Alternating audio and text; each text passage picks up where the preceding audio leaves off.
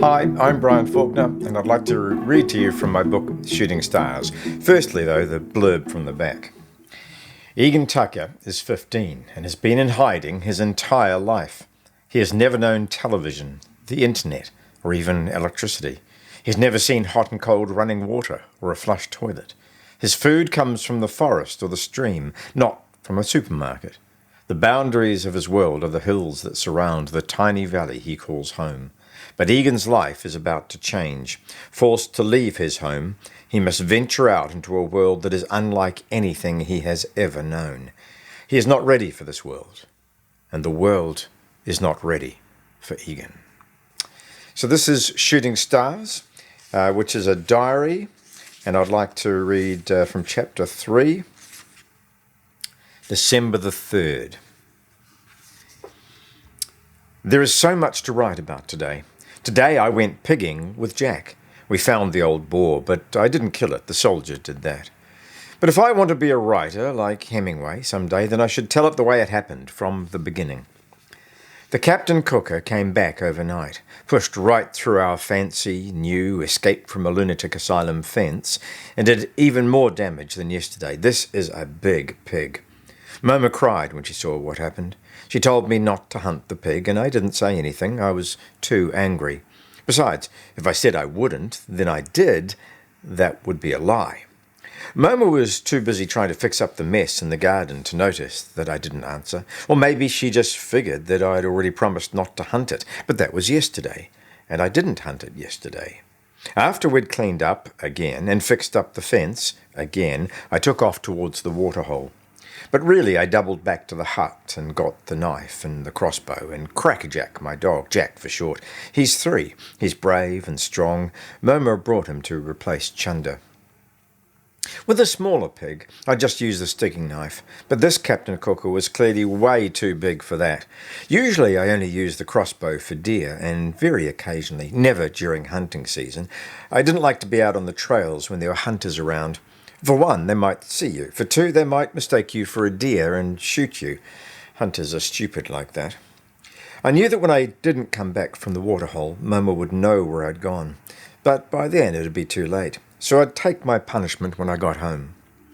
I guess I could have just stayed up in the garden that night and waited for the pig to come back, but the last thing I wanted to do was to take on a 100-kilogram Captain Cooker in the dark. When I got out the pig collar, Jack went a little crazy. He loves going pigging, and he's got the scars to prove it. I gave him the shut up sign so Moma wouldn't hear and figure out what we were up to. Moma would be angry, but she wouldn't be worried, maybe a little. But I often went off into the bush with Jack. He was trained to run home if ever I got hurt and to bring Moma back to where I was. I don't know how Moma trained him to do that. She has a way with dogs. But as long as Jack didn't turn up, she'd know I was okay. There was rain coming. I could tell by the look of the sky and the smell of the air. Good rain, too. Not just a summer shower, but a proper watering for the garden. I stripped naked and put all my clothes in one of the plastic bags from the general store to keep them dry, then put the bag in a secret hole I knew in a tree. I don't mind being naked in the bush. I actually prefer it when it rains, especially in the summer when the rain is warm. I like the feel of the water on my skin. I don't like the feel of wet clothes, and it's not like anyone's going to see me. Even if they did see me naked, so what? They might see my pee-pee gun. I'm sure it's just the same as everyone else's. In the forest, I'm like a ghost. I know where to put my feet. I know how to move without rustling the leaves on the cabbage tree or moving the fronds of the ponga. The bush is my home. Nobody sees me, nobody hears me, even if they pass right by me, except for the soldier. He saw me. I want to write about rain for a moment. There are 2 kinds of rain when you're in the bush. When you're in a clearing, the rain just falls in straight, thin lines. But when you're under the forest canopy, the rain accumulates in the foliage before splashing down like dragon's tears, like the tears of a sad dragon, a melancholy dragon, a grieving dragon. Is that like something Hemingway would have written? I think it's too poetic for him. I wish I could write like Hemingway. But I quite like the last one, like the tears of a grieving dragon. We started at Go and followed the hoofprints all the way up to Marylebone Station. I guess perhaps I should explain here that Moma and I named different parts of the forest around our hut after squares on our Monopoly board. It was too hard saying up by the old tree that hangs over the stream and stuff like that all the time, so we gave places names. Go is the main entrance to our little kingdom. It's a gap in the scrub hedge that's easy to push through if you know where it is, and almost impossible otherwise. Marylebone Station is a flat patch of rock next to a bend in the stream. I might draw a map of all this to make it easier to understand. Anyway, we had good hoof prints and other pig sign all the way up to Marylebone Station, but the prints petered out on the rock. I looked for tree scrapings and droppings, but there weren't any, so I let Jack take over. He's a good dog, Jack, never runs off ahead, just follows the scent with his nose to the ground, looking around to check that I'm keeping up with him. He followed the trail up through the Angel Islington, a small clearing, and along Vine Street, a hiking track. At Pall Mall, which is a small swamp, I put my nose next to the water and smelled it. He had been here all right. I could smell his pee. There were clouds of mozzies around the swamp, but they don't bother me. They don't seem to like me. There was a rustling in the undergrowth behind me just then, but I didn't even turn. It was something small, a ground bird probably. The Captain Cooker would make much more noise.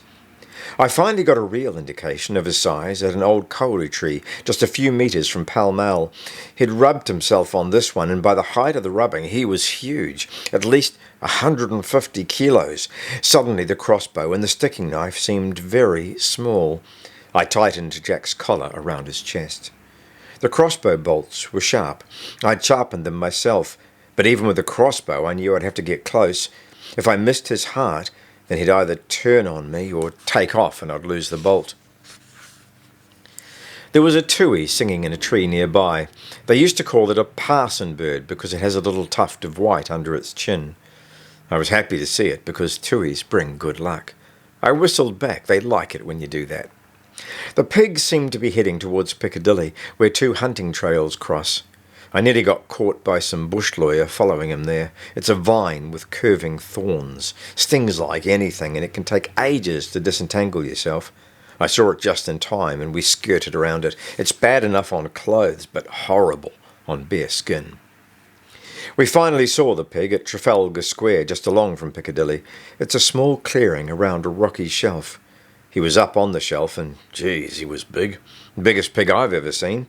Got to have respect for a pig like that. 200 kilos, I reckon. Cook some, smoke some, salt some. He'd feed us right through winter. I gave Jack the stay sign, and he lay down straight away, resting his muzzle on his paws, looking up at me out of the corner of his eyes. I knew what he was thinking. When's it my turn? The pig was higher than me, rooting around in a patch of mud. That gave me a clear shot at his heart, and I knew that if I missed, I was going to have one seriously angry 200-kilo tusker on my tail.